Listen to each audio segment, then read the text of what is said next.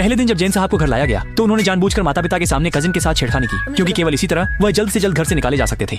असल में यह युवक निवेश की दुनिया का चमत्कार सी भगवान था, लेकिन व्यापारिक संघर्षों से थककर वह गुमनाम होकर गांव में खेती करने चला गया। इन वर्षों में उसने अपनी अरबों की साम्राज्य की पूरी जिम्मेदारी 4 शिष्यों को सौंप दी और युवक के मार्गदर्शन में शिष्य भी विभिन्न क्षेत्रों के बड़े नेता बन गए। लेकिन जब युवक अपनी ग्रामीण जीवन का आनंद लेने की तैयारी कर रहा था, तभी अचानक एक लग्जरी कार खेत के पास आ गई और उसमें से खुद को युवक के माता पिता बताने वाले लोग उतरे। असल में युवक लीन परिवार का खोया हुआ असली बेटा था। माता पिता ने उसे 20 साल तक खोजा और आखिरकार उसकी खबर मिली। युवक के साधारण कपड़े देखकर माता पिता ने कसम खाई कि वे उसकी अच्छी तरह से भरपाई करेंगे।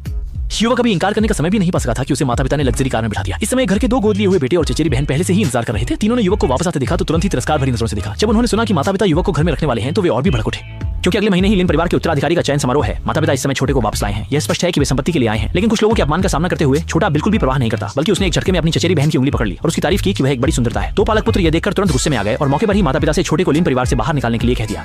छोटे साहब इसी बात का इंतजार कर रहे थे, इसलिए उन्होंने खुद ही लीन परिवार छोड़ने का प्रस्ताव दिया। लेकिन यह सुनकर माता पिता ने तुरंत मना कर दिया और कहा कि इन वर्षों में छोटे साहब ने गांव में बहुत कष्ट झेले हैं, इसलिए एक खूबसूरत लड़की को देखकर खुद को रोक नहीं पाए। इन वर्षों में लड़के के प्रति हुई कमी को पूरा करने के लिए पिता ने सीधे 5 अरब रुपए दिए ताकि लड़का अभ्यास कर सके। बस उसे परीक्षा पास करनी होगी और वह अगले महीने के उत्तराधिकारी चयन में भाग ले सकेगा और साथ ही उसे बाई परिवार की बेटी से विवाह का मौका भी मिलेगा। पिता ने यह कहकर लड़के को कमरा दिखाने के लिए जल्दी से खींच लिया।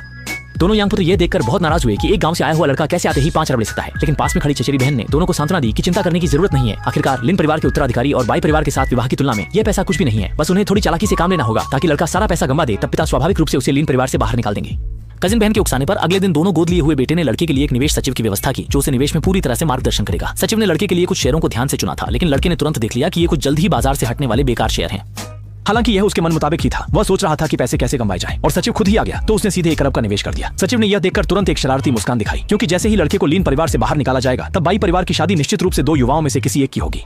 लेकिन इस समय यह नहीं पता था कि सफेद परिवार में पहले से ही हंगामा मचा हुआ था। मिस व्हाइट पूरी तरह से निवेश के देवता की प्रशंसा करती थी और किसी भी कीमत पर लीन परिवार के उन युवाओं से शादी करने के लिए तैयार नहीं थी। लेकिन मिस्टर व्हाइट ने दोनों परिवारों के वर्षों के संबंधों को ध्यान में रखते हुए लीन परिवार को आखिरी मौका देने का फैसला किया ताकि उनकी बेटी लीन कंपनी का निरीक्षण कर सके। अगर उनकी बेटी फिर भी संतुष्ट नहीं होती तो वह इसमें और हस्तक्षेप नहीं करेंगे।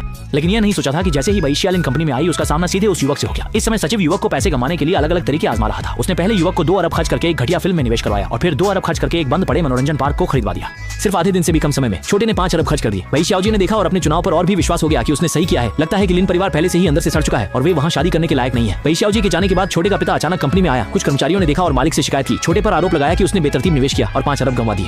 लेकिन यह सुनकर पिता न केवल नाराज नहीं हुए, बल्कि उन्होंने सीधे छोटे लड़के को 10 अरब और दे दिए। उन्होंने कहा कि उनका लीन परिवार सैकड़ों अरबों का है और जब तक बेटा खुश है वह जैसे चाहे वैसे खेल सकता है। और यह बात जल्दी ही दोनों गोदली बैडों के कानों तक पहुंच गई और वे यह सुनकर बहुत नाराज हो गए।